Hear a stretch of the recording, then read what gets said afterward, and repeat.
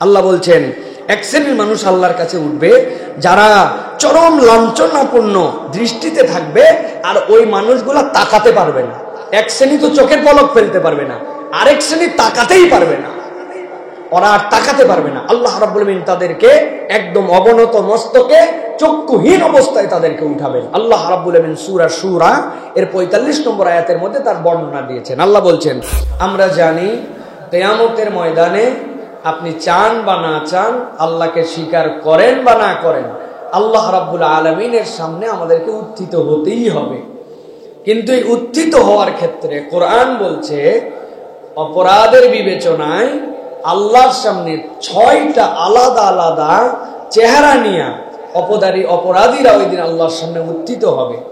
এই অপরাধীদের উত্থিত হওয়া এবং তার অপরাধের কারণ কি, কি স্বীকারোক্তি তারা দিচ্ছিল, এ বিষয়ের উপরে আমরা খুবই সংক্ষিপ্ত সময়ে জিস্ট কথাগুলি এই উদ্দেশ্যে জানার চেষ্টা করব যে এই অপরাধের মধ্যে আমরা যদি সম্পৃক্ত হই সেখান থেকে আমরা পানাহ চাই, এবং ওই দিনে যাওয়ার পরে ওই অপরাধীদের মধ্যে আমরা যেন অন্তর্ভুক্ত না হয়ে যায়, এই নিয়তে আমরা আজকের এই সংক্ষিপ্ত সময়ে এ বিষয়ের উপরে আলোচনা করার জন্য চেষ্টা করব। প্রিয় ভাইরা, কিয়ামতের দিবসে সাধারণ মানুষ এবং অপরাধীদের পুনরুত্থিত হওয়ার ৬টি চিত্র। ১ নম্বরে আল্লাহ রাব্বুল আমিন বলছেন এক শ্রেণীর মানুষ, যেটা আল্লাহ রাব্বুল আমিন সূরা সাজদার ১২ নম্বর আয়াতের মধ্যে আল্লাহ রাব্বুল আমিন বর্ণনা করেছেন। আল্লাহ বলছেন এক শ্রেণীর মানুষ আল্লাহর কাছে উঠবে, তাদের উঠার অবস্থাটা ৩টা অবস্থার সাথে জড়িত থাকবে: লাঞ্ছিত, অপদস্থ আর অবনত মস্তক। মাথাগুলো হালানো, চেহারাটা লাঞ্ছিত আর অপদস্থ করেই আল্লাহ তাদেরকে ওই দিন উত্থিত করবেন। নাউজুবিল্লাহ বলেন। আল্লাহ রাব্বুল আলামিন কোরআনুল কারীমের মধ্যে বলছেন, ও আমার হাবিব, দুনিয়ার বুকে আপনি একদল লোকের মাতব্বরি দেখেন, একদল লোকের ফুটানি দেখেন, একদল লোকের কাছে যখন দ্বীনের দাওয়াত নিয়ে যাওয়া হয় গোয়ারতামিও দেখেন। তারা সব জানে, সব বোঝে, তারপরেও দ্বীন গ্রহণ করে না, আল্লাহর বিধানের কাছে সমর্পিত হয় না। এই চরিত্রের মানুষ আপনি অজস্র দেখেছেন। কিন্তু যেই দিন হাসরের ময়দান হবে, ওই দিন আবার এই মানুষগুলার ভিন্ন একটা চিত্র আপনি দেখতে পাবেন। আল্লাহ যেই জায়গায় বলেছেন ওয়ালাউ তারা, বুঝতে হবে আল্লাহ রাব্বুল আমিন আপনার আমার হাবিবকে মাকামে মাহমুদে বসায় দিবেন। এমন জায়গায় আমার হাবিব বসবেন যেই জায়গায় বসার পরে আল্লাহ রাব্বুল আলামিন পুরা হাসরের ময়দানের চিত্রটা নবীজির সামনে নিয়ে চলে আসবে। নবীজি সাল্লাল্লাহু আলাইহি ওয়াসাল্লাম পুরা হাসরের ময়দানটা তার সামনে চলে আসবে। কারণ কি? এর অনেকগুলা কারণ মুফাসসিরিনে কেরাম ব্যাখ্যা করেছেন। এর মধ্যে একটা কারণ, আল্লাহ নবী সাল্লাল্লাহু আলাইহি ওয়াসাল্লামের আগে হাসরের ময়দানের অবস্থা এত ভয়াবহ হবে, উম্মতরা করবে, কিন্তু কোন পয়গম্বর আল্লাহর সামনে কথা বলার সাহস করতে পারবে না। আল্লাহর হাবিবের পরে সিজদায় পড়বেন, আল্লাহ রাব্বুল আমিন নবীকে বলবেন, আমার হাবিব আপনার মাথা উত্থিত করেন। আল্লাহর হাবিবকে আল্লাহ এর পরে এমন ভাবে তাকে আল্লাহর প্রশংসা বাণী শিখাই দিবেন। নবী বলছেন, আমার আগে কেউ এই প্রশংসা করে নাই, এই বাণী দিয়ে, এই বাক্য দিয়ে আল্লাহর প্রশংসাও কখনো আর করাও হয় নাই। এরকম বাক্য দিয়ে আল্লাহ রাব্বুল আমিনের নবী আল্লাহর জন্য হামদ করবেন। সুবহানাল্লাহ। যেই না আল্লাহ রাব্বুল আমিনের নবী হামদ করবেন, আল্লাহ নবী এর পরে বলবেন, ও আমার আল্লাহ, আমার উম্মতের জন্য আপনি আমাকে শাফাআতের অনুমতি দিয়ে দেন। ইল্লা মান আযিনা রাব্বি, আল্লাহ রাব্বুল আমিন কেবলমাত্র যাকে অনুমতি দিবেন ওই দিন সেই কেবল আল্লাহর কাছে শাফাআত করতে পারবে। আল্লাহ এরপরে আপনার আমার নবীকে শাফাআতের পারমিশন দিবেন, দেওয়ার পরে মাকামে মাহমুদে বসাবেন, যেই জায়গা থেকে আল্লাহ নবী তার প্রত্যেকটা উম্মতকে দেখতে পাবে। আল্লাহ বলছেন সেখানে আপনি দেখবেন, ওয়ালাউ তারা ইযিল মুজরিমুনা নাকিসু রুউসিহিম ইনদা রাব্বিহিম, ওই দিন মুজরিম হিসাবে আল্লাহর কাছে যে মানুষগুলা দাঁড়ায় যাবে, আল্লাহ বলছেন আপনি দেখবেন তাদের মাথাগুলা হালানো, না কিছু রুজিহিম ইনদা রাব্বিহিম, আল্লাহর কাছে তাদের মাথাগুলা অবনত মস্তকে অপদস্থ হয়ে আল্লাহর কাছে ওই দিন তারা দাঁড়াবে। আল্লাহ বলছেন যেই না আল্লাহর সামনে দাঁড়াবে তারা বলতে শুরু করবে রব্বানা আবসারনা ওয়া সামি'না, এর আগ পর্যন্ত আমাদেরকে যা যা বলা হয়েছিল, এর আগ পর্যন্ত যা যা হবে আমাদেরকে দেখার কথা বলা হয়েছিল, এ রব আজকে আমরা সব দেখে ফেলছি, আজকে আমরা সব শুনে ফেলেছি।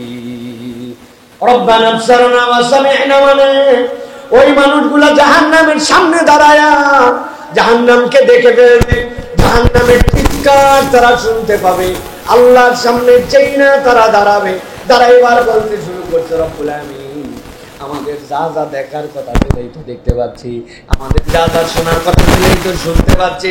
আল্লাহর সামনে সাথে সাথে তারা আবেদন করতে শুরু করবে ফারজি'না, আমাদের রব আমাদেরকে আরেকবার একটু দুনিয়ায় ফেরত পাঠায় দেন। কেন দুনিয়ায় যেতে চাও? না'মাল সালিহান ইন্না মুকিনুন, দুনিয়ায় থাকতে আমাদের দুইটা ঘাটতি ছিল, এই দুইটা ঘাটতি এবার আমরা পুরাই দিব। না'মাল সালিহান, যাওয়ার পরে দেখবেন কেমন ভালো কাজ করা লাগে, আমরা 100 ভালো কাজ করব। ইন্না মুকিনুন, আর আমরা পূর্ণ ইমানদার হয়ে গেছি, এখন আমাদের বিশ্বাসের কোনো ঘাটতি নাই। জিজ্ঞাসা করি আপনাদের কাছে, ওই ময়দানে ধরা খাওয়ার পরে আল্লাহর কাছে যখন বান্দা বলবে দুনিয়ায় যেতে চায়, ওই ময়দান থেকে কি দুনিয়ায় ফেরত আসা যাবে? তাইলে কেন ফেরত আসতে চায় ওরা? ওরা ফেরত আসতে চায় দুনিয়ায় তাদের দুইটা গ্যাপ ছিল। এর এক গ্যাপ হচ্ছে তারা নেক কাজ করে নাই, আর 2 নম্বরে আল্লাহ যে বিধান ওই বিধানের উপরে মুখে মুখে বলতো কিন্তু পূর্ণ বিশ্বাস তাদের মধ্যে ছিল না। কিয়ামত হবে না এইটা কেউ অস্বীকার করুক না করুক তাতে কিছু যায় আসে না, কিয়ামত যখন হওয়ার তখন হয়ে যাবে। কিন্তু এমন এক শ্রেণীর ইমানদার আছে যারা কিয়ামত হবে জানার পরেও, আল্লাহর সামনে দাঁড়াতে হবে জানার পরেও 2 নম্বর কাজ বন্ধ করে না। ঠিক কি না? আল্লাহর সামনে দাঁড়াতে হবে, এক শ্রেণী বলছে না কিয়ামত নাই, তাদের হিসাব ভিন্ন। কিন্তু যে বলছে যে আল্লাহর সামনে আমাকে দাঁড়াতে হবে, হিসাব দিতে হবে, সেও 2 নম্বর, সেও আল্লাহর হুকুম মানে না। তাহলে 2 শ্রেণী তো এক হলো না। আল্লাহ এই জন্য বলছেন নবী আপনি দেখবেন ওই দিন দাঁড়ানোর পরে বলবে ফারজি'না, আমাদেরকে দুনিয়ায় পাঠাও, না'মাল সালিহান ইন্না মুকিনুন, ঈমান আজকে আমাদের বুঝতে আর কোনো বাকি নাই যে আমাদেরকে নেক কাজ করতে হবে। ওই দিন যাওয়ার পরে এই আল্লাহর কাছে আবদার 1 পয়সাও দাম নাই। আল্লাহ এই জন্য সূরা সাজদার মধ্যে জানাচ্ছেন বান্দা আমি তো দয়াবান রব। ওই দিনের ঘটনা, মসজিদুল জুমা কমপ্লেক্স থেকে তোমরা 2025 সালে 17 জানুয়ারি তোমরা এই বার্তা পেয়ে গেছিলে, তখন তোমরা হায়াতে ছিলে, তোমরা শুধরায় আসো। কেন ওই দিন যাওয়ার পরে ফেরত আসার সুযোগ নাই। আমি আল্লাহ আগেই প্রশ্নপত্র ফাঁস করে দিলাম যাতে তুমি প্রস্তুতি নিয়ে আসতে পারো। সুবহানাল্লাহ। তাহলে এটা হচ্ছে 1 নম্বর চিত্র, যেই মানুষরা আমলে কম কিন্তু দুনিয়ার বুকে আমলের বর্ণনা শুনেছিল কিন্তু পালন করে নাই, রব্বুল আলামিন বলছেন তাদেরকে মাথা হালায়া অপদস্থ মস্তকে পুরা হাসরবাসীর সামনে তাদেরকে উত্থিত করা হবে। নাউযুবিল্লাহ।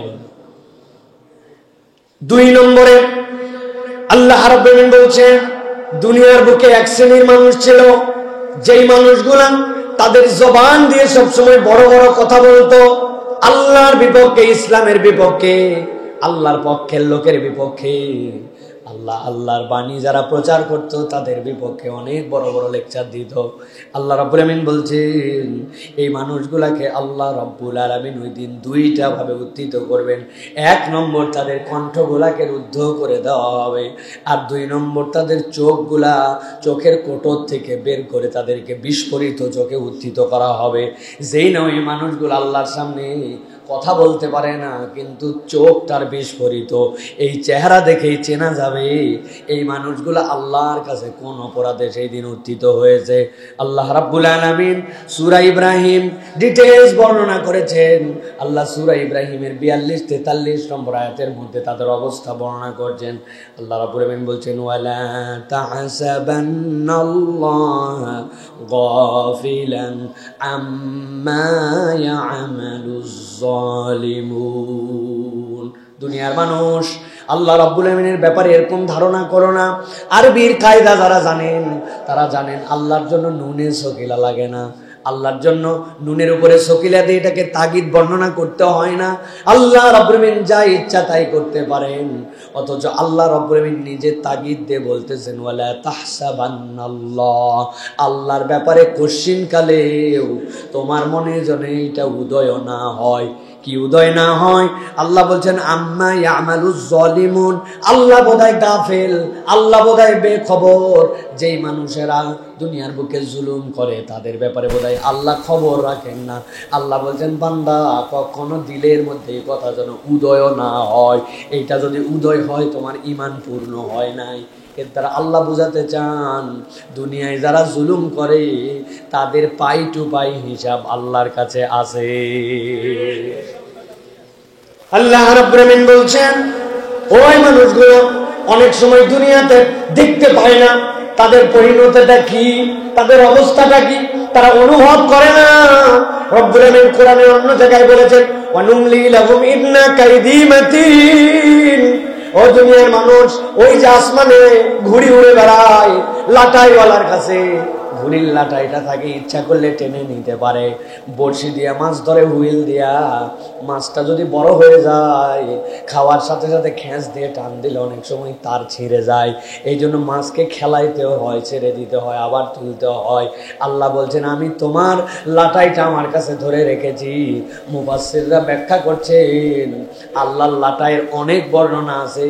এর একটা হচ্ছে, দুনিয়াতে জীবন আছে যার, মৃত্যুর স্বাদ তাকে নেওয়া লাগবে।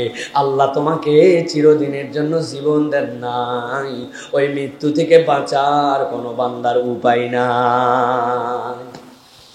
আল্লাহ রাব্বুল আমিন বলছেন, দুনিয়ায় তুমি দেখতে পেলে না, তোমাকে ধরা হলো না, মানুষ অনুভব করলো না, কেমনে আল্লাহ রাব্বুল আমিন তোমাকে শাস্তি দেন তুমি বুঝতেই পারো না।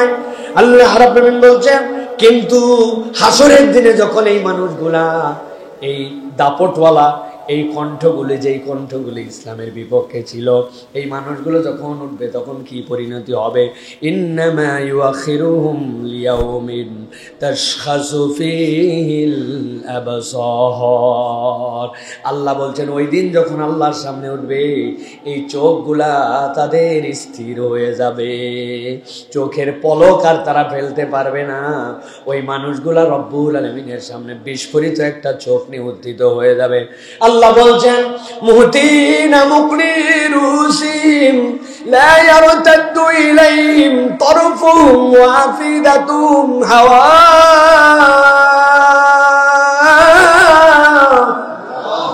আমার রব্বুল আমিন বলছেন, মুহতিনা মুকনিরুসিম, একদল ফেরেশতা তাদের কাছে আসবে, আসার পরে ঘাড়ের মধ্যে এমন একটা বাড়ি মেরে দিবে, ওই ঘাটটার সাথে সাথে আসমানের দিকে মুখ ফিরানো, এরপরে ঘাটটা তারা আটকায় যাবে। আল্লাহ বলছেন, লা ইয়ারতাদু ইলাইহিম তারফুহুম, ডানেও ফিরতে পারবে না, বামেও ফিরতে পারবে না। তাহলে 1 নম্বর তাদের চোখ বিস্ফোরিত হয়ে যাবে, 2 নম্বর তাদের ঘাড়গুলাকে ভেঙে দিয়ে তাদের সাথে ফিক্স করে দেওয়া হবে। বিস্ফোরিত চোখে অপদস্থতার চরম সীমায় নিয়ে আল্লাহ রাব্বুল আমিন তাদেরকে উত্থিত করবেন। আর আল্লাহ বলছেন, আর তাদের সবচেয়ে বড় আযাব হবে জাহান্নামে যাওয়ার আগে, ওয়া আফিদাতুহুম হাওয়া, তাদের অন্তরের মধ্যে আল্লাহ রাব্বুল আমিন হতাশা দিয়ে ভরায়া দিবে। আফিদাতুহুম হাওয়া মানে কি? মুফাসসির এটার ব্যাখ্যা করেছেন তাফসীরে কবীরের ভিতরে, তাফসীরে ইবনে আশুরের ভিতরে। মুফাসসিরদের ব্যাখ্যা হচ্ছে, আল্লাহর 2টা পরিচয়, আল্লাহ রাব্বুল আমিন রহমান, আবার আল্লাহ রাব্বুল আমিন রহিম। আল্লাহ রাব্বুল আমিন রহিম যদি আগে আনতেন তাহলে আল্লাহ রাব্বুল আমিন আদেল, যে আল্লাহর আদেল রব হিসেবে আল্লাহ রাব্বুল আমিনের পরিচয়টা তখন সার্থক হতো না, আল্লাহ ন্যায় বিচারক। কিন্তু রাহিম বলার কারণ, রাহিমটা হবেন আল্লাহ কিয়ামতের দিনে ওই বান্দাদের জন্য যাদের ঈমানও আছে আবার যাদের গুনাহও আছে। আল্লাহ রাব্বুল আমিন ওই মানুষগুলোকে, অনেক বান্দাকে সামনে ডাক দিবেন, ডাক দেওয়ার পর আল্লাহ একটা চাদর দিয়ে তাদেরকে আবৃত করে নেবেন। নেওয়ার পরে জিজ্ঞাসা করবেন, বান্দা এ অপরাধ করছিলি? আল্লাহর কাছে মাথা হালায় স্বীকার দিবে, আল্লাহ করেছিলাম এই অপরাধ, ছোটবেলায় এইটা। বান্দা মাথা নিচু করে একটাও কথা বলার অবকাশ থাকবে না, আল্লাহর কাছে স্বীকার করে নিবে। আল্লাহর সাথে সাথে দেখবেন ওই বান্দার আমল নামার মধ্যে 3 ধরনের গুনাহ নাই। 1 নম্বর শিরিকের গুনাহ নাই, 2 নম্বর জুলুমের গুনাহ নাই, 3 নম্বর বান্দার হক নষ্ট করার গুনাহ নাই। এই 3 গুনাহ যদি বান্দার আমল নামায় না থাকে, আল্লাহ ওই বান্দাকে তার কাছে নিয়ে আদর করে বলবেন, বান্দা দুনিয়ায় তোর গুনাহ কেউ জানতো না, আজকেও কেউ জানে না, এই ঘটনা যে আমি ঘটাচ্ছি এইটাও কেউ জানে না। আজকে আমার বান্দার গোপন গুনাহগুলাকে গোপনে রেখে আমি আল্লাহ মাফ করে দিলাম। রব্বুল আমিন মাফ করে দিয়ে তাদের দিলের মধ্যে একটা আশা দিয়া তাদেরকে রব্বুল আমিন জান্নাতের দিকে খেদায় দিবেন, যা জান্নাতে যা। আল্লাহ বলবেন ওই বান্দাগুলোকে এরপরে গুনগুন করতে করতে জান্নাতের দিকে দাবড়ায় নিয়ে চলে যাওয়া হবে। কিন্তু আল্লাহ বলছেন যেই বান্দারা দুনিয়াতে জুলুম করে আসছে, আল্লাহ বলছেন ও আফিদাতুম হাওয়া, তাদের অন্তরের মধ্যে ঢুকায় দেওয়া হবে। আজকে আর তোমার মাপ পাওয়ার কোনো উপায় নাই। জাহান্নামে যাওয়ার আগে এইটা বান্দার জীবনের সবচেয়ে বড় কষ্ট সেখানেই শুরু হয়ে যাবে। অতএব জুলুম করার আগে 1000 বার অন্তত ভাবতে হবে, অথবা আমার এই কাজটা জুলুম হচ্ছে কিনা এইটা নিয়েও ইমানদারকে সবসময় কনসার্ন থাকতে হবে, ঠিক কিনা? ছোট্ট ছোট্ট জুলুম, ছোট থেকে বড় জুলুম আমরা করে যাচ্ছি, আর চিন্তা করছি ধরে কে, কত কিছুই হয়ে গেল, কই কিছুই তো হলো না, আমার তো এখন পর্যন্ত সব স্বাভাবিক চলতেছে। না, জুলুম অনেক। আমরা অনেক সময় না বুঝে অনেক জুলুম করি, অনেক জুলুম করে ফেলি। 3 তলায় আপনি থাকেন, আরেকজন থাকে 4 তলায়। আপনি উপরে এমন জোরে জোরে হামাম দিস্তাতে মশলা মারতেছেন আর চিন্তা করছেন এই ফ্ল্যাট আমি কিনছি, বেটা শব্দ করবো কি না করবো এটা আমার ব্যাপার। আপনার বাচ্চা গাড়ি চালাচ্ছে রাত 12টা 1টার সময়, নিচের মানুষের ডিস্টার্ব হচ্ছে, আপনি মনে করতেছেন আমি আমার ফ্ল্যাটে, সে তার ফ্ল্যাটে। এটাও জুলুম হয়ে যেতে পারে আপনি যদি অবিবেচকের মতো কাজ করেন। জুতাটা অনেক সময় মসজিদ থেকে বের হওয়ার পরে অনেক মানুষ সালাত আদায় করতেছে, আপনি আপনার জুতায় রাখতেছেন, উপরতে ছেড়ে দিয়েছেন, ঠাস করে একটা শব্দ হয়, একজনের কনসেন্ট্রেশন নামাজ থেকে গাফেল হয়ে যায়, আরেকজনের বিরক্ত লাগে। আপনি মনে করছেন ব্যাপার না, কিন্তু এইটুকু জুলুম হয়ে যেতে পারে। মসজিদের ওযুখানার পানি আপনি কল ইচ্ছা মতো ছেড়ে ব্যবহার করছেন, আপনার পানির একটা এস্টিমেট আছে, আপনি সেটাকে ওভারলোড করে ব্যবহার করতেছেন। আরেকজন ব্যক্তি হয়তো ওযুর পানি পেল না, অথবা এই পানি তুলতে মেশিনের খরচ বেশি হলো, এটাও জুলুম হয়ে যেতে পারে। জুলুমের ব্যাপারে সব সময় সতর্ক থাকতে হবে। আল্লামা সাইদি সাহেব হুজুরের একটা উদাহরণ সারা জীবন দিলের মধ্যে ঢুকে গেছে। হুজুর বলছিলেন জুলুম কি, বলছেন সারা জীবন যেন মনে রাখতে পারে এরকম একটা উদাহরণ দেই। কান চুলকানোর জন্য কটন বাড ব্যবহার করে মানুষের কান চুলকানোর জন্য, কিন্তু আপনার চশমাটা চোখের, ওই চশমার হ্যান্ডেলটা দিয়া আপনি কান চুলকান, গাড়ির চাবিটা দিয়া কান চুলকান। যে জিনিস যে জায়গায় যেভাবে ব্যবহার করার কথা, এর ব্যতিক্রমটাই হচ্ছে জুলুম। মনে রাখার জন্য তিনি উদাহরণটা দিয়ে গেছেন, খেয়াল করে দেখেন।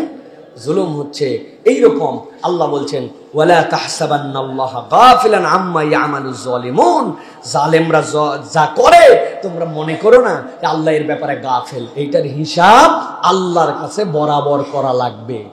তাহলে যারা নিজের ছেলে আর মেয়ের মধ্যে জমি দেওয়াতে 2 নম্বর করলেন, বোনের জমি আজ পর্যন্ত ফেরত দিলেন না, আর হাজি সাহেব ওই ঘোরাফেরা করলেন, এইগুলোর খবরটা কেমন হবে ভাই?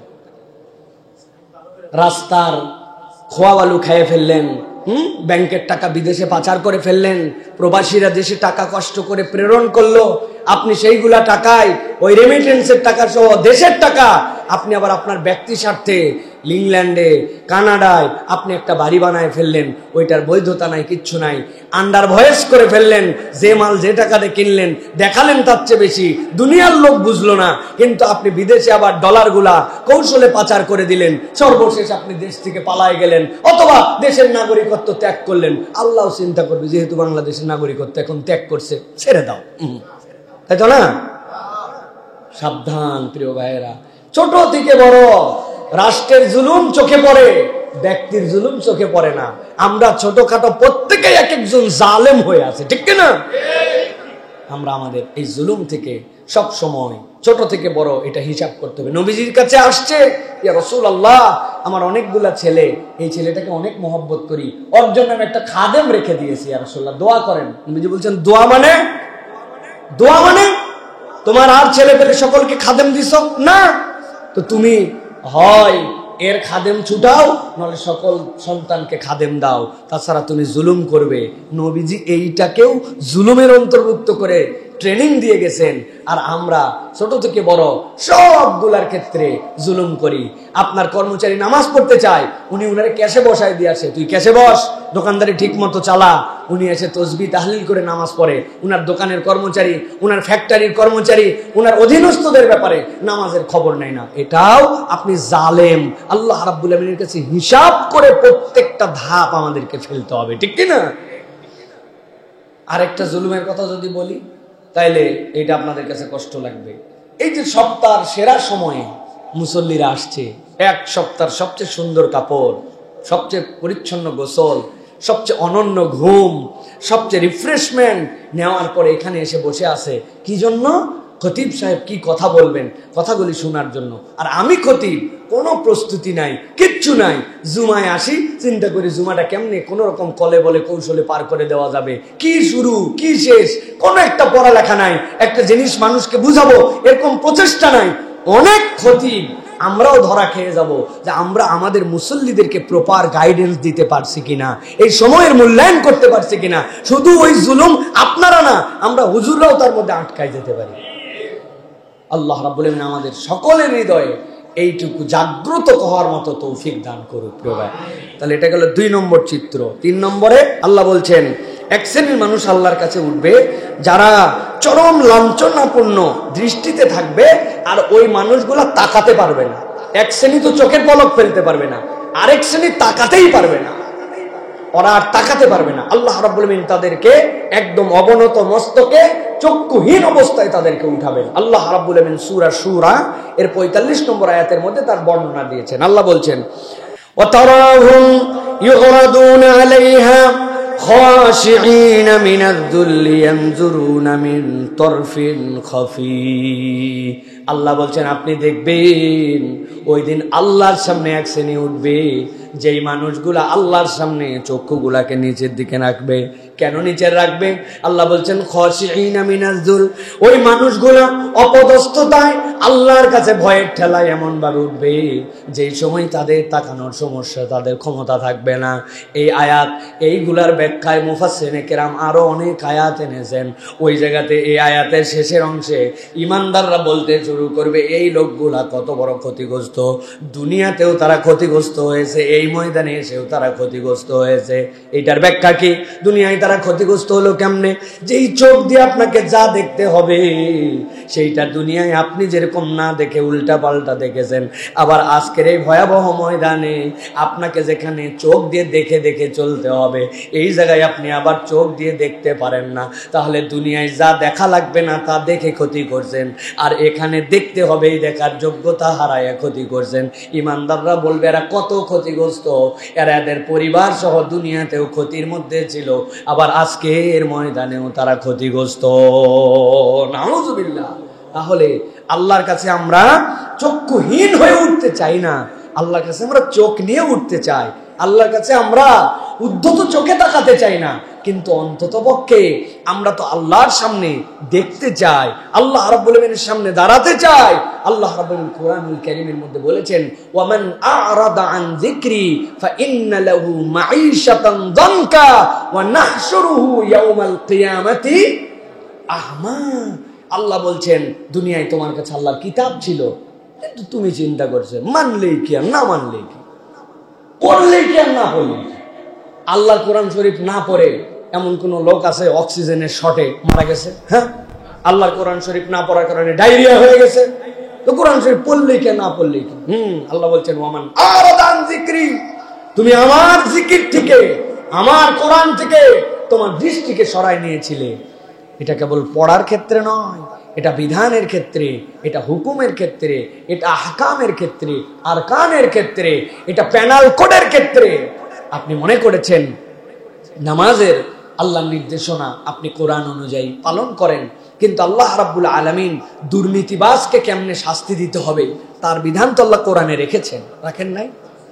যদি কোনো নারী অপদস্থ হয়ে যায়, যদি নারী লাঞ্ছিত হয়, কোন নারী যদি শ্লীলতাহানির শিকার হয়, তাহলে কোরআন তার জন্য বিচার রেখেছে না ভাই? ওটা কি নারী নির্যাতন আইন নামে আমরা যে আইন বানাইছি ওই আইনের মতো, না আল্লাহর আইনটা ভিন্ন? আল্লাহর আইন ভিন্ন। এখন আপনি বলতেছেন নারী নির্যাতন আইন আছে তো ভাই, চোরের আইন আছে তো রে ভাই। আপনি বুঝেন নাই ইসলাম আপনাকে কি বিধান দিয়েছে। কথা বললে অনেক দূর যাবে, এই কথাটা তারপরে একটু বুঝেন। আল্লাহ বলছেন ওয়ালাকুম ফিল কিসাসি হায়াতুন ইয়া উলিল আলবাব। এই দুনিয়ার মানুষ কেউ যদি কাউকে হত্যা করে তার বিধান হচ্ছে তিনটা। এক নম্বর দিয়াত, ওর আত্মীয় স্বজন রক্তপণ নিয়ে তাকে ক্ষমা করে দিয়েছে। দুই নম্বর নিঃস্বার্থে তাকে ক্ষমা করে দিয়েছে। তিন নম্বর ইসলামের বিধান অনুযায়ী তার উপর হক কিসাস এটা আবর্তিত হয়েছে। এখন আল্লাহ বলছেন তোমাদের জন্য যে কিসাস, কেউ যদি কাউকে অন্যায়ভাবে হত্যা করে প্রমাণিত হয়ে যায় তাহলে তাকে হত্যা করা হবে, এটাই আল্লাহর বিধান। আল্লাহ বলছেন এর মধ্যে তোমাদের জীবন আছে। কি আছে? আপনি দেখলেন একজন তো মরছে, আরেকজন বিচার ফাইসালাই আরেকজনও মরল দুইজন, আল্লাহ বললেন জীবন আছে। এটার একটা ব্যাখ্যা আপনারা বুঝছেন, এটা কি যে এই আইন যদি কার্যকর করা হয় তাহলে দুনিয়ার মানুষ দেখবে হত্যার বদলে হত্যা, ওই লোক ভয়ে আর এই দুঃসাহস দেখাবে না অন্য কেউ হত্যা করার জন্য, ঠিক কি না? এটা বুঝলেন, কিন্তু এর মধ্যে আরো অনেক কথা আছে যেটা আপনি বুঝেন নাই। আপনাকে হত্যার বদলে যাবজ্জীবন কারাদণ্ড দেওয়া হলো, বিচার ভালো, আপনাকে জেলখানায় নিয়ে রেখে দিছে। কত বছর? সশ্রম কারাদণ্ড দিছে আপনাকে 18 বছরের, আপনাকে কারাদণ্ড দিছে 20 বছরের। আপনি জেলখানার মধ্যে আছেন, কে উনি? উনি খুনি জেলখানার মধ্যে আছে, খাইয়ে না না খায়? কথা বললেন না? চিকিৎসা নিয়ে না না নিয়ে, জামা কাপড় পরে না না পরে, হ্যাঁ, ফ্যান গরমের দিন ঘুরায়া না না ঘুরায়া, বাথরুমের মধ্যে পানি খরচ করে না না করে। একজন ডাকাত, একজন চোর, যেই লোকের ফাঁসি হওয়ার কথা ওই লোকের আপনি জেলখানার মধ্যে 20 বছর খাওয়াচ্ছেন, 20 বছর পড়াচ্ছেন। কারটা? আপনার বাপেরটা? আমাদেরটা। ট্যাক্সের টাকা দিয়ে ওই লোককে আপনি পুষতেছেন, ওই লোককে খাওয়াচ্ছেন, জামা কাপড় দিচ্ছেন, অসুস্থ হলে ট্রিটমেন্ট করতেছেন। এতগুলা লোকের কি ঠেকা পড়ছে যে যেই লোক হত্যার কারণে মেরে ফেলতে হবে তাকে, তার শাস্তি ওইটা, তাকে বাঁচায়া আপনি জনগণের খাওয়াচ্ছেন, জনগণের পড়াচ্ছেন, জনগণের ট্রিটমেন্ট দিচ্ছেন। এটা কোনো মানবাধিকার না। আল্লাহ বলতেছেন তুমি বুঝো নাই, ওয়ালাকুম ফিল কিসাসি হায়াতুন ইয়া উলিল আলবাব। এর মধ্যে কতজনের খাদ্য নষ্ট করছো তুমি, কতজনের রিজিক নষ্ট করছো তুমি, ও অপরাধে শাস্তি পাবে। তার হিসাব বরাবর মাপ চাইলে আল্লাহর কাছে ক্ষমা পেয়ে যাবে। আর তার হিসাব হয় নাই, তুমি দুনিয়ার শাস্তি দিয়ে তাকে অনেকদিন জেলে রাখছো, এটা তার জীবনেও বরাবর হয় নাই। না সে ক্ষমা পাইছে, না সে কোনো উপকার পাইছে, না সে জনগণের কোনো উপকার করছে। জনগণের খাইছে, জনগণের পড়ছে, রাষ্ট্রকে ফতুর করে দিছে। আল্লাহ বলছেন তুমি বোঝো নাই, আমি আল্লাহ রাব্বুল আলামিন তোমার জন্য বিধান দিছি, ওর মধ্যে জীবন আছে বলে, আর তোমরা জীবন বাঁচায় রাখে সবগুলারে মাইরে ফেলাইছো। ভালো করে এই জন্য বুঝতে হবে প্রিয় ভাইরা আল্লাহর বিধান। আল্লাহ বলছেন ওয়ামান আরাদা আন যিকরি, তুমি পণ্ডিতি খাটায় আমার এই বিধান থেকে মুখ ফিরাইছো, আমি আল্লাহ তোমাকে বললাম দুনিয়ার জীবন তোমার লাঞ্ছনার জীবন দেব। জিন্দেগিটা লাঞ্ছিত জিন্দেগি হবে, সুখ হবে না, টাকা থাকবে, সংসার থাকবে, ওখানে তোমার বরকত থাকবে না।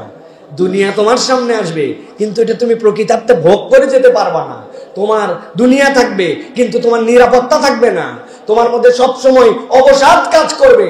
এই জন্য আল্লাহ বলছেন এটাই শেষ, যাক দুনিয়াতে যেরকমই হোক একটু কষ্ট করে পার করে গেলাম। আল্লাহ বলছে এত না শুরু হইয়াউমাল কিয়ামতি আমা, তোমাকে কিয়ামতের দিন অন্ধ করে রব্বুল আলামিন তোমার সামনে উত্থিত করবে। অতএব প্রিয় ভাইরা, এখান থেকে আমাদের বুঝে নিতে হবে আল্লাহর বিধানের কাছে পূর্ণাঙ্গ সমর্পণ করতে হবে। কিছু মানলাম না। হ্যাঁ, আফাতুমিনুনা বিবাদিল কিতাব ওয়া তাকফুরুনা বিবাদ, কিছু মানলাম না। আল্লাহ বলতেছেন এরকম মন পছন্দ জিন্দেগি চলবে না। যদি চলে কি হবে? আল্লাহ বলছেন ওই দিন তাদেরকে দৃষ্টি বন্ধ করায়া হাসরের দিন লাঞ্ছিত করে উঠানো হবে, মানুষ দেখেই চিনে ফেলবে। হ্যাঁ, আল্লাহ বুঝাই দিবেন এই অপরাধী উঠছে আজকে এই অবস্থায়, কেন দুনিয়াতে আল্লাহর বিধানের সাথে গাদ্দারি করছে। এরকম গাদ্দার আছে না ভাই? আছে বলেন না কোন? আমরা কি এর আছে? কি মজা আছে। 4 নম্বরে আল্লাহ রাব্বুল আলামিন বলছেন হাসর দিনে যখন উঠবে এক শ্রেণীর অপরাধী, তাদের চেহারাটা আল্লাহ রাব্বুল আলামিন অন্ধকারের ন্যায় কালো করে দিবেন। চেহারা এমন বিদঘুটে কালো হবে, অথচ ওই লোকের চেহারা ওরকম ছিল না। ওই কালো আলাদা ধরনের হবে। ওই কালো দুনিয়ার সাদা কালো, চুল কালো, হাড়ির তলা কালো, ব্ল্যাকবোর্ড কালো, রং কালো, এরকম কালো নয়। ওই কালোর এমন ধরন হবে, ওই বান্দার অপরাধ তার চেহারা দেখেই পুরা হাসরের মানুষ বুঝে ফেলবে। আল্লাহ রাব্বুল আলামিন সূরা ইউনূস 27 নম্বর আয়াতের মধ্যে বলছেন, আল্লাহ রাব্বুল আলামিন বলছেন কাআন্নামা উগশিয়াত উজুহুহুম কিতাআম মিনাল লাইলি মুসলিমা। রাত যদি হয় এমন যেই রাত্রে আকাশে চাঁদ নাই, আবার যেই রাত্রের মধ্যে আকাশের মধ্যে মেঘ আছে, ওই রাতটা এমন একখণ্ড রাতকে আল্লাহ বলছেন কিতাআম মিনাল লাইল। রাতকে যদি কেটে বের করে নেওয়া যেত, রাতকে কাটা সহজ নয়। আল্লাহ বলছেন ওই মানুষগুলা এমন ভাবে আল্লাহর কাছে উঠবে নতজানু হয়ে, তাদের চেহারাগুলা আধার রাতের ওই পূর্ণিমাহীন যে রাত, ওই রাতের অমাবস্যা রাতের মধ্যে যেরকম আলোহীন, যেরকম অন্ধকার হয়, ওই চেহারাগুলার মধ্যে কেউ যদি তাকায় তাহলে মনে হবে সে ওর মধ্যে ঢুকে যাচ্ছে, অন্ধকারটা যেন তাকে খেয়ে ফেলতেছে। আল্লাহ বলছেন আল্লাহর কাছে কিয়ামতের দিনে এক শ্রেণীর মানুষ এইরকম ভাবে উত্থিত হবে। কোন মানুষ? আল্লাহ রাব্বুল আলামিন যাদেরকে বলেছেন ওই মানুষ, যেই মানুষগুলাকে আহসানা তাকওয়িম, আল্লাহ যার থেকে বেশি সুন্দর করে আর কাউকে সৃষ্টি করেন নাই। তাকওয়িমের ব্যাখ্যা পড়ে দেখবেন সুসামঞ্জস্যশীল। সুসামঞ্জস্যের ব্যাখ্যা মুফাসসিররা পৃষ্ঠার পর পৃষ্ঠা, দিস্তার পর দিস্তা লিখছেন। মানুষকে আল্লাহ এমন সুসামঞ্জস্যশীল করেছেন যেইটা মানুষ কখনো তার চিন্তা করে করেও শেষ করতে পারবে না। সুবহানাল্লাহ। এই শরীরের মধ্যে অনেক জায়গার পশম আছে আপনার, কিন্তু আপনি যদি একটু হিসাব করে দেখেন সব পশমের গ্রেড একরকম না। সবগুলাই পশম, চুল, কিন্তু কোনোটা সফট, কোনোটা নরম, কোনোটা খাড়া, কোনোটা শক্ত। আল্লাহ রাব্বুল আলামিন এমন ভাবে আপনার এইটাকে গ্রেড বিন্যাস করলেন, অথচ একই রকম হরমোন দিয়ে রব্বুল আলামিন এইটাকে আপনার সামনে উত্থিত করেছেন। আপনার যে দাঁত 1.5 বছর বয়সে উঠে গেছে, ওই দাঁতকে আল্লাহ থামায় দিলেন 1/2 ইঞ্চির মধ্যে। আর ওই রব্বুল আলামিন ওই পেটের মধ্যে থেকেই যে আপনার জন্য খাদ্যের যোগান হচ্ছে, সেখান থেকে নখগুলা বেড়ে যায়, মাথার চুলগুলা বড় হয়ে যায়। কিন্তু মাথার চুল কাটা লাগলেও চোখের পাপড়ি কাটা লাগে না, মাথার মধ্যে চোখের সামনের ভ্রুগুলা কাটা লাগে না। আল্লাহ বলছেন আহসানা তাকওয়িম, মানে তুমি বুঝো নাই আমি রব্বুল আলামিন তোমাকে এত সুসামঞ্জস্যশীল করে সৃষ্টি করেছি। আপনার কিডনির কাজ আপনি কি মনে করছেন? ফিল্টার করে কেবল প্রস্রাব করে দেওয়া? জি না। কিডনির সবচেয়ে বড় কাজ হচ্ছে ডায়ালাইসিস করা। কি ডায়ালাইসিস? আপনার পানির মধ্যে থেকে আপনার রক্তগুলাকে আলাদা করে করে ওইটাকে আপনার শরীরের মধ্যে সার্কেল করে দেওয়া। যেই ব্যক্তির কিডনির সমস্যা জিজ্ঞাসা করে দেখেন, পানি তাকে মাপ করে খেতে বলেছে, আর সপ্তাহে সপ্তাহে যখন গলার এখানে 2টা রড বের করে ওই ডায়ালাইসিসটা করতে হয়, খরচ কত আর কষ্ট কেমন আপনি আমি হিসাব করি নাই।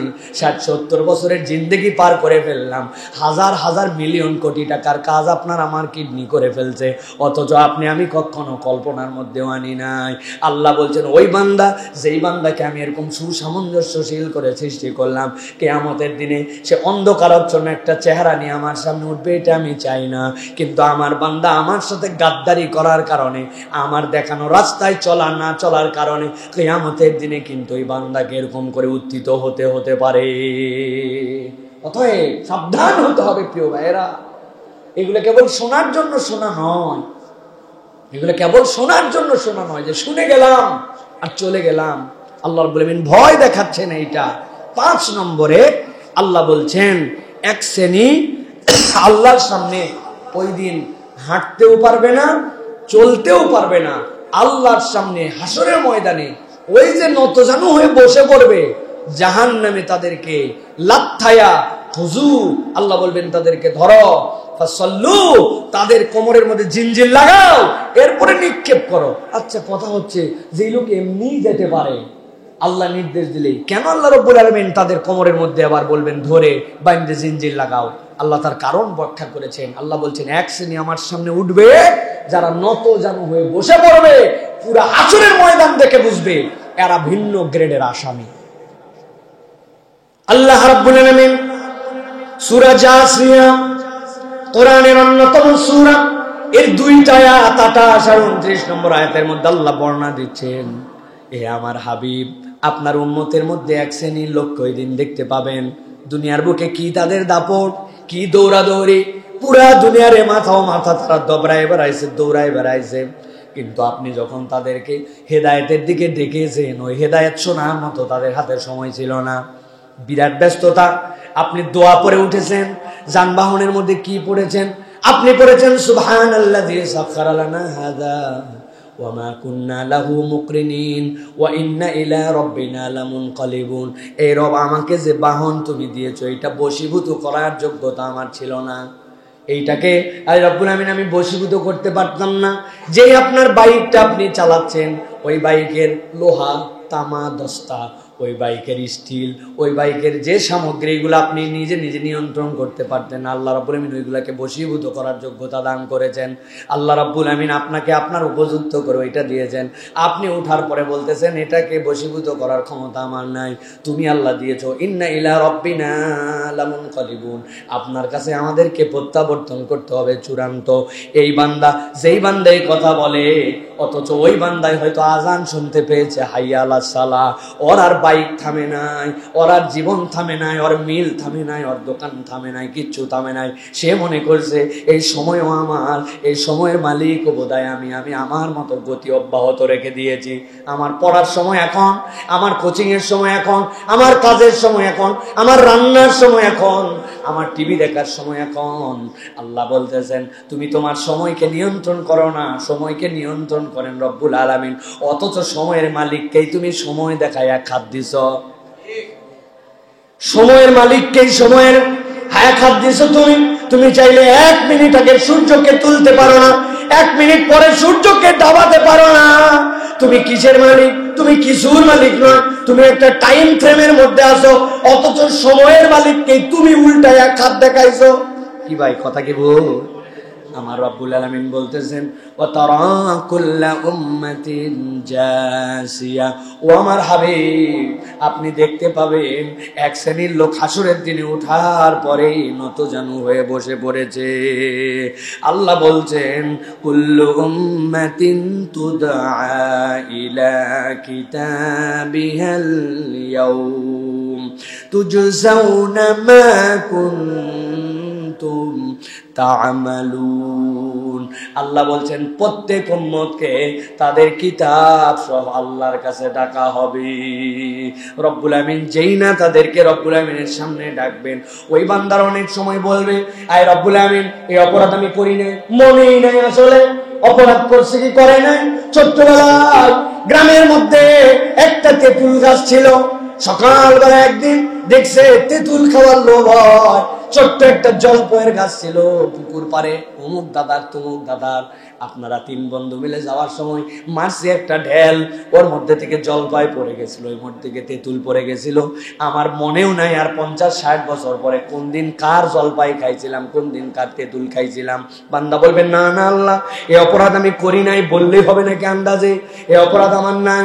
আল্লাহ রাব্বুল আলামিন বললেন তোর বাপ তোরে কোচিং করার জন্য পাঠাইছিল, কিন্তু তুই পড়ালেখা না করে ফাঁকি মারছিলি, তোর বাপরে তুই ধোঁকা দিয়েছিলি, তুই নিজের প্রতি জুলুম করছিস।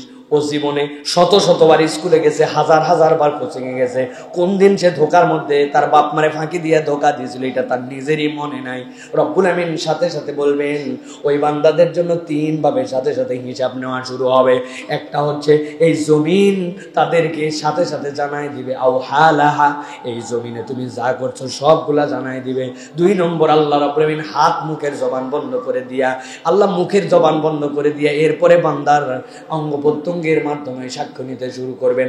আর 3 নম্বর, আল্লাহ তার কিতাব তাকে পড়তে দিবেন। এরপরে সে বলতে শুরু করবে, মা লিহাযাল কিতাব লা ইউগাদিরু সগীরাতাও ওয়ালা কাবীরা। কি আশ্চর্য গ্রন্থ এটা, যার মধ্যে ছোট থেকে ছোট, বড় থেকে বড় কোনো বিষয় বাদ দেওয়া হয় নাই। আল্লাহ বলছেন ওই দিন এক শ্রেণী এই কিতাব পায় আর মাথা তুলে দাঁড়াতে পারবে না, ধপ করে মাটিতে বসে পড়বে। আল্লাহ বলছেন এই বসে পড়া নরমাল নয়, হাসরের ময়দানে এই বসে পড়াটা নতজানি হয়ে এইটাও আল্লাহর পক্ষ থেকে তাদের জন্য একটা আযাব।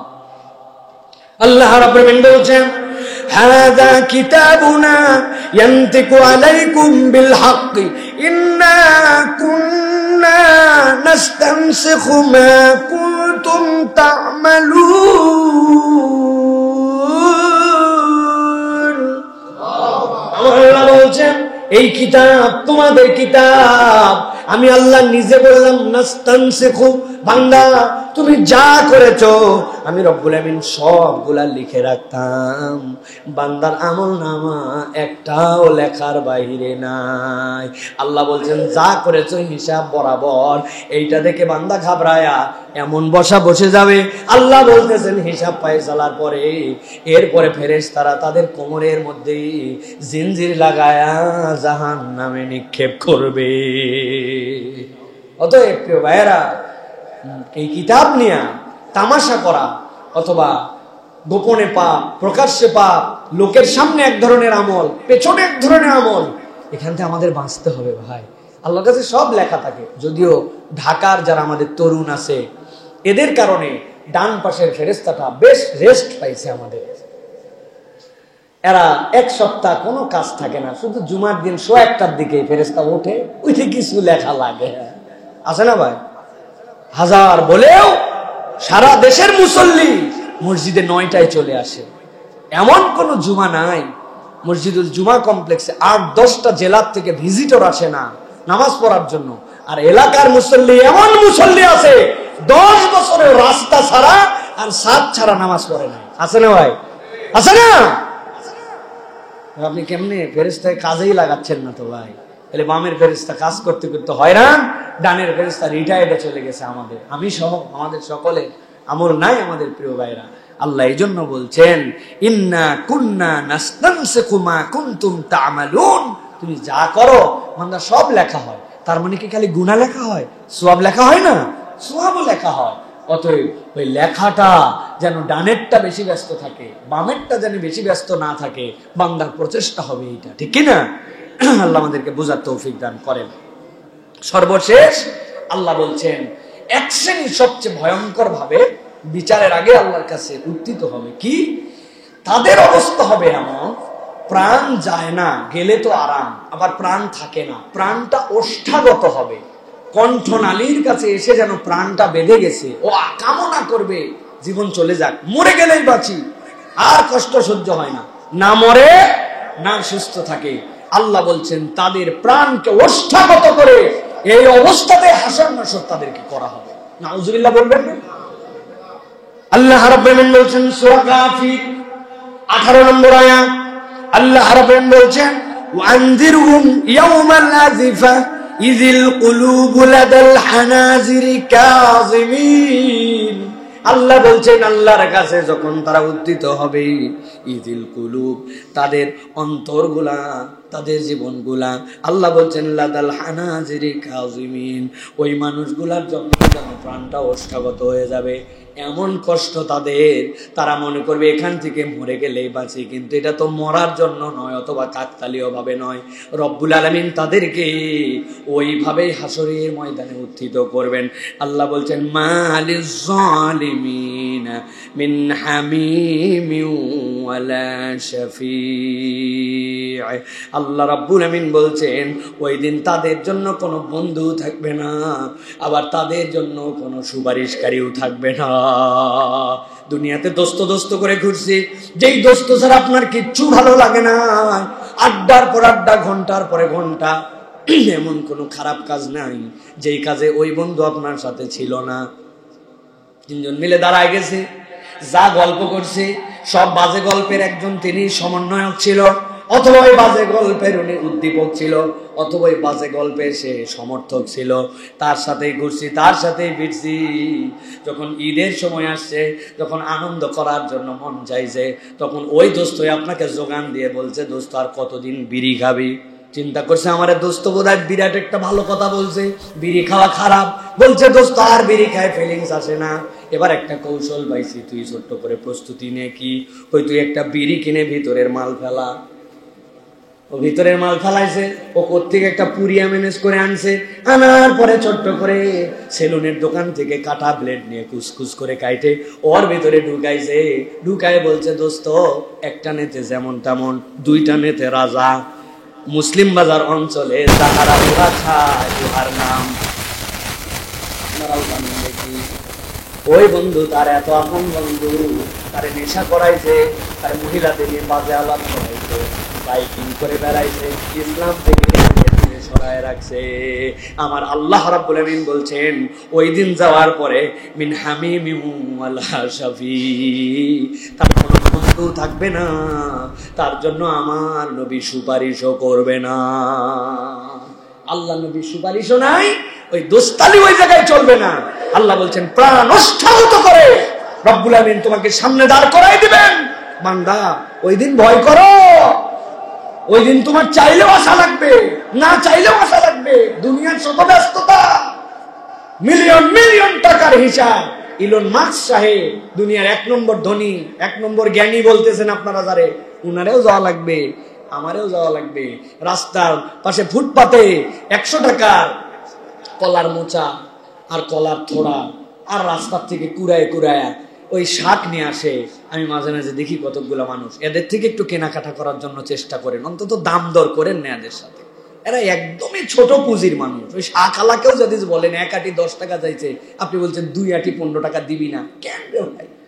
কত কষ্টের জন্য এখানে বসছে, 2 টাকা বেশি দিয়ে নিবেন, বলবেন দাম বরাবর 10 টাকা রাখো, চেষ্টা করো তুমি কালকে একটু পুঁজি বাড়াও, ওই লোকের একটুখানি মুসাফা করবেন, এটা সওয়াব হবে। এই যে মানুষ রাস্তার ধারে বসে দিনের পুঁজি দিনে শেষ হয়। ওই যে আমরা যাদেরকে ফকির মিসকিন বলি, শাক 12 মিশালি শাক কুড়ায় নিয়ে আসে বিক্রি করে, কচু শাক কুড়ায় নিয়ে এসে বিক্রি করে, ওই ব্যক্তিকে আল্লাহর সামনে উঠতে হবে। আর দুনিয়ার সবচেয়ে বড় ধনীকেও আল্লাহর সামনে উঠতে হবে। উঠতে হবে না প্রিয় ভাইয়েরা? ধনী গরিব দেখে আগুন বাড়ি পুড়ায় না। যদি তাই হতো তাহলে বাংলাদেশের আগুনে আমাদের গার্মেন্টস পুড়তো, ক্যালিফোর্নিয়ার আগুনে অন্তত পক্ষে ওই জায়গায় হলিউড টলিউডের বিখ্যাত বিখ্যাত ব্যক্তি, অলিম্পিকে 10টি গোল্ড মেডেল জয়ী, আগুন থেমে যাও। তাই আগুন জ্বলাতে কাউরে হিসাব করে নাই। অতএব মৃত্যু সকলের আসবে, আল্লাহর সামনে সবাই উঠতে হবে। অতএব প্রিয় ভাইরা প্রস্তুতি নিতে হবে আমাদেরকে। প্রিয় ভাইরা এই 6 শ্রেণীর অন্তর্ভুক্ত যেন আমরা না হই, আল্লাহর কাছে যেন আর শাজিমের ছায়া পেয়ে আমরা যেন বলতে পারি, রব অপরাধ আছে, গুনাহ আছে, কিন্তু আল্লাহ তোমার ক্ষমার ভিখারি হয়ে আর তোমার হাবিবের সুপারিশের মুখাপেক্ষী হয়ে আমি আল্লাহ তোমার সামনে উঠতে চাই। আমি যেন জালেম না হই, আমি যে দুনিয়ায় আল্লাহর অবাধ্য না হয়, কোরআন থেকে দূরে না সরাই, আল্লাহর হুকুমের বিপক্ষে হারাম চোখ দিয়ে না দেখি, আল্লাহর কথার উপরে উদ্ধত আচরণ না করি, আল্লাহর বিধান নিয়ে ক্রিটিসাইজ না করি। সামি'না ওয়া আতানা, শুনলাম আর মানলাম, এই তবিয়তটা যেন আমাদের মধ্যে হয়। এই তবিয়ত আসার জন্য শেষ একটা কথা বলবো প্রিয় ভাইরা, সেটা হচ্ছে বান্দাকে শুকরগুজার হতে হবে। কি হতে হবে? শাকির হতে হবে। বান্দা শাকির না হলে আল্লাহ রাব্বুল আলামিনের কাছে ইতাআতকারী হতে পারে না। আমাদের অধিকাংশের দিলের মধ্যে শুকরিয়া নাই। আপনি আল্লাহর কাছে অভিযোগের তালিকায় রাখছেন, না একটা ভালো চাকরি দিল, না যা কামাই দিল সেটাতে আরাম করে চলতে পারি, না একটা বাড়ি আছে, কি একটা পুরাতন বাইক নিয়ে ঘুরতেছি, আমার আল্লাহ দেয়ই নেই কিছু। তা আল্লাহ আপনার কিছুই দেয় নাই, আল্লাহর কি দুঃখে আপনি শুকরিয়া করতে যাবেন? আর যদি আপনি দেখার চোখটা চেঞ্জ করে ফেলেন, চশমাটা বদল করে ফেলেন, আল্লাহর প্রাপ্তির তালিকাটা বেশি দেখতে পান, এই রব শীতের মধ্যে পানি গরম ঠান্ডা মিশায় আমার ঠান্ডা গায়ের মধ্যে দিয়ে গোসল করা লাগে, কিন্তু আমি তো কোনোদিন ভেবে দেখলাম না ঢাকা শহরের তাপমাত্রা 10-12 ডিগ্রি সেলসিয়াসে, আবার ঢাকা শহরের তাপমাত্রা 40 ডিগ্রি সেলসিয়াসে। ওই সময় ফ্রিজ থেকে বের করে ঠান্ডা পানি খায়, আর এখন গিজার থেকে গরম পানি বের করে নিয়ে ঠান্ডার সাথে মিশায়। কিন্তু আমি তো নিঃশ্বাস নেই, ওই নিঃশ্বাসেও তো আমার বুকের একটা লেয়ার আছে যে ওই তাপমাত্রা বেশি হয়ে গেলেও আমার রক্তকণিকা ভেঙে যাবে, বেশি কম হয়ে গেলেও আমার ওটা তো জমাট বেঁধে নিউমোনিয়া হয়ে যাবে। কই, আমি তো আমার নাক দিয়ে নিঃশ্বাস কিভাবে নিব, শীতে গরমে আলাদা প্রস্তুতি নেই নাই, ওটা না আল্লাহ ফেরোনাস দিয়া আমার এখানে সেট করে রাখছেন। মাইক্রো সেকেন্ডের মধ্যে গরমকে লিমিটেড ঠান্ডা, ঠান্ডাকে লিমিটেড গরম কনভার্ট করে আমার লাঞ্চকে ঠিক রাখছে। আমি না দুনিয়া ভর অপরাধ করি, দুনিয়া ভর অন্যায় করি, কিন্তু আমার তো এইটার জন্য কোনো ম্যানেজমেন্ট নিয়ে চিন্তা করতে হয় নাই। আলহামদুলিল্লাহ। আল্লাহ তুই আমারে যা দিছিস, কি এর বাড়ি, কি এর ঘর, জান না থাকলে ঘর নিয়ে কি করবো? হ্যাঁ, আপনি আল্লাহর নিয়ামত খুঁজে পাই না, এই জন্য আল্লাহর শাকির বান্দা হতে হবে। আল্লাহ তোমার একটা প্রশংসা শুনে আমি সুবহানাল্লাহ বলতে পারছি, আমি অত ভালো বান্দা না, কিন্তু আমাকে তুমি সুবহানাল্লাহ বলার মতো মস্তিষ্ক দিছো যে এই স্বাভাবিকতা আমারে কেউ পাগল বলতে পারে না, আমার ব্রেনের ডিস্টার্ব না, লোকজন আমি এলোমেলো কথা বলি না, আল্লাহর কথা শুনে সুবহানাল্লাহ বলতে পারি। তুমি আমাকে একটা সুষম ব্রেন দান করছো আল্লাহ। তুমি আমারে বিরাট বাড়ি দিছো, একবারে আমাকে অডি কোম্পানির গাড়ি দিছো, BMW, কিন্তু আমি পাগলা। লাভ আছে ভাই? আল্লাহ তুমি আর পাগলা বানাও নাই, এটা তো তেমন বড় নিয়ামত না, তাই না ভাই? আপনাকে একটা গুলশানে ফ্ল্যাট দেওয়া হবে, কিন্তু আপনাকে পাগলা বানানো হবে, রাজি তো ভাই? কোন পাগলাও হাত তুলবে না। অথচ আল্লাহ নাকি কোনো নিয়ামতই আমি পাই না। আহারে, এই জন্য আল্লাহ শাকের বান্দা হলে আল্লাহ রাব্বুল আলামিনের অনুসরণের মধ্যে ঢোকা যায়। আল্লাহ আমাদেরকে বোঝার তৌফিক দান করেন। নিজেরা এই কথা জানবো, অন্যের কাছে এই কথাগুলো ছড়াই দিব। ওয়া মা আলাইনা ইল্লাল বালাগ।